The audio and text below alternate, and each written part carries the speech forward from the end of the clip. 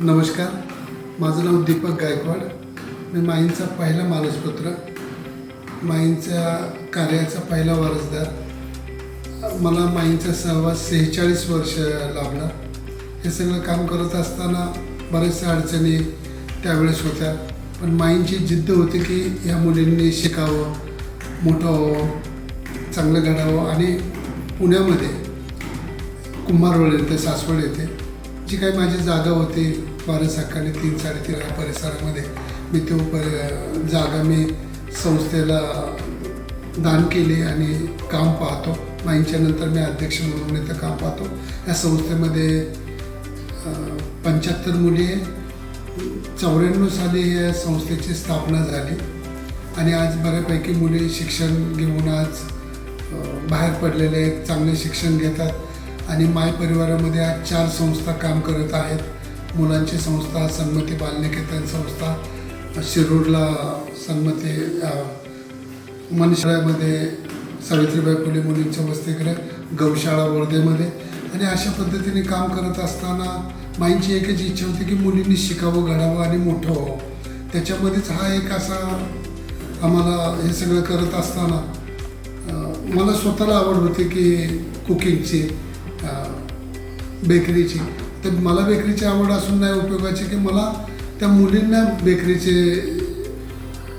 त्यांना प्रशिक्षण द्यायचं होतं. आणि मग तसंच हे सगळं करत असताना आम्हाला जी मदत मिळत होती, धान्य स्वरूपाची मदत, आर्थिक मदत, ह्या सगळ्यात मिळत असतात. पण आम्ही कल्याण टेक्नोफोर्सच्या सरांची भेट झाली, त्यांच्या आमचे बरेचसा परिचय झाला. त्यानंतर आम्ही त्यांच्याकडे एक प्रस्ताव मांडला की आम्हाला मुलींना बेकरीचं प्रशिक्षण द्या की त्या मुली शिकतील, घडतील. आणि त्यांनी आम्हाला एक छोटं युनिट सुरू करून दिलं आणि त्या युनिटमध्ये त्या मुली 3 महिन्यामध्ये ते प्रशिक्षण पूर्ण केलं, प्रॅक्टिस घेतली. आज चांगल्या पद्धतीने ते प्रोडक्शन काढून देतात. आमचा दुसरा प्रोडक्ट आहे की आमचा मुरघास, सायलेज ज्याला म्हणतो, ते गायींच्या, तोही आज प्रोजेक्ट आमचा सुरू आहे. गांडूळ खताचा एक प्रोजेक्ट आहे.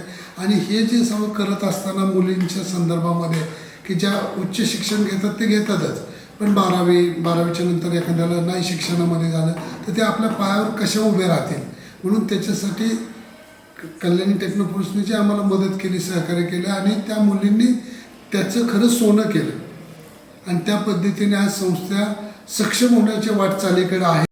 ते नक्की वाटचाल पुढं करतील आणि आज बेकरीचं आम्ही त्या पद्धतीने सक्षम होतो आहे. अनेक संस्थांनी हा प्रोजेक्ट असे छोटे मोठे राबवावेत आणि त्याचा पूर्ण फायदा त्या मुलींच्या भविष्यामध्ये होईल, मुलांच्या भविष्यामध्ये होईल.